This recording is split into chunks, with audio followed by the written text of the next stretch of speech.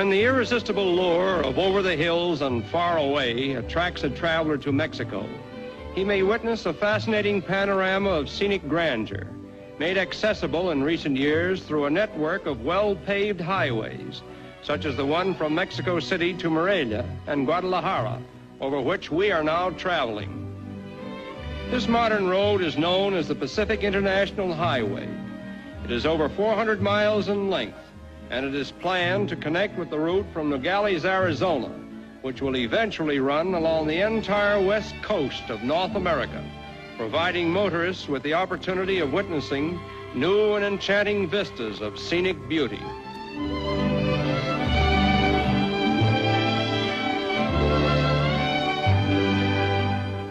About 196 miles from Mexico City, we arrive at the quaint little town of Morelia, which was founded over 4 centuries ago by the Spaniards.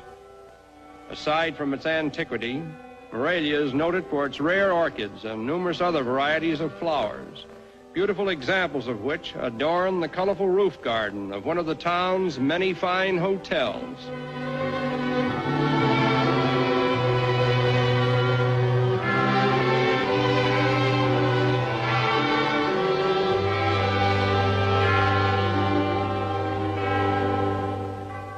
Morelia's most famous landmark is its cathedral, begun in 1640 and completed a century later.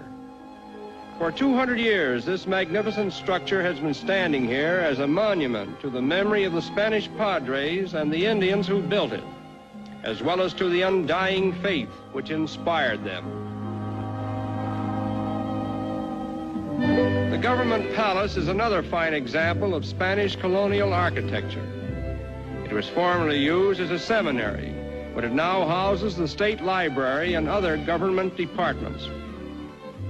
This old Spanish aqueduct, built over 150 years ago, is still carrying water from the mountains to the town.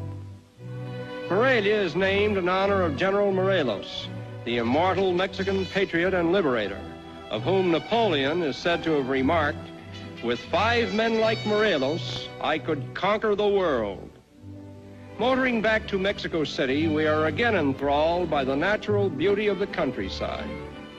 The Mexican federal and state governments have recently inaugurated a most ambitious program of road construction.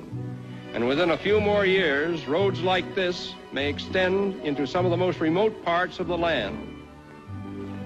Visible on a clear day from all angles in the vast valley of Mexico are the perpetually snow-clad volcanoes, Ixtaccíhuatl, commonly known as the Sleeping Woman, because of the snowy outline of a reclining woman on its summit.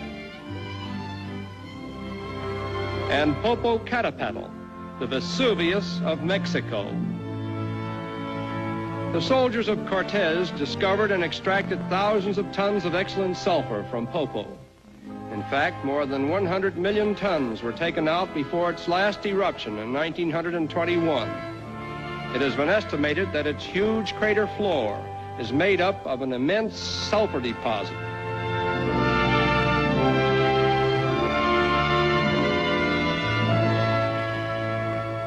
The strength of Mexico has always been in its natural resources, and the scars of the old silver mines that were carved in the hills of Tasco many centuries ago are silent reminders that this modest little town was once the leading silver-producing center of the Western Hemisphere.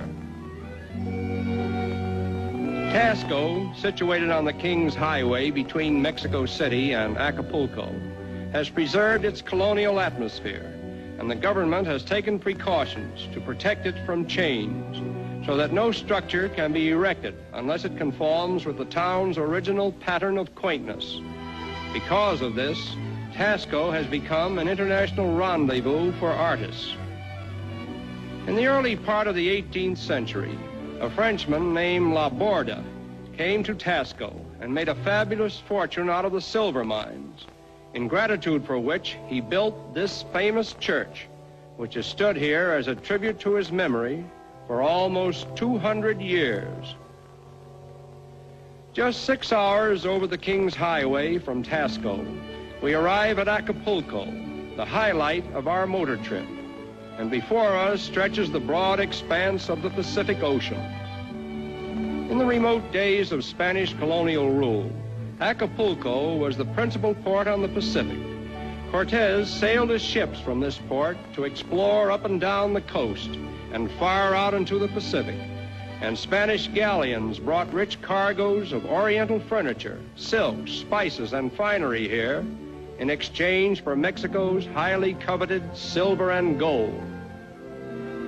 This winter playground, averaging over 3,000 hours of sunshine annually, is often referred to as the Mexican Riviera, its coastline resembling that of southern France. Acapulco's rocky but picturesque promontories provide unique locations for hotels and homes, as well as spectacular points from which the famous native divers may perform their daring feats.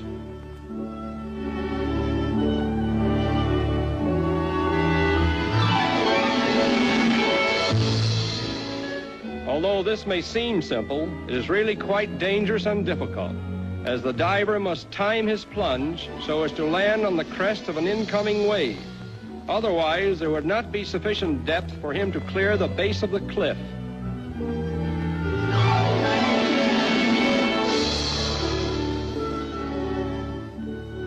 And now comes the champion boy diver of Mexico. Watch his perfect form and position as he strikes the water.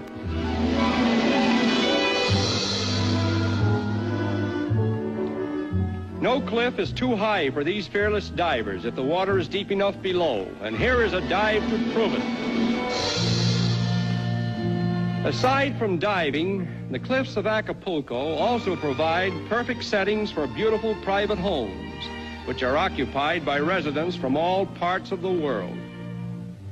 A veritable fisherman's paradise, bearing all the allure of the South Sea Islands, Mexico's most popular seaside resort has also become an international haven for vacationists as well as sportsmen.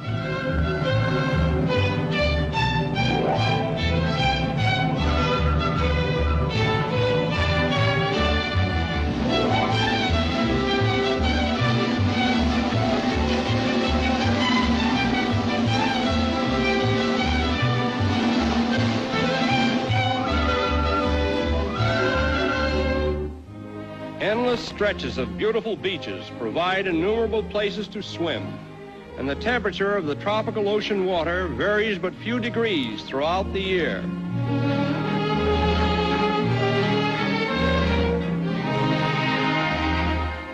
This alluring strand of tropical loveliness attracts visitors from all parts of the continent, not the least of whom is the tired businessman in search of rest and relaxation.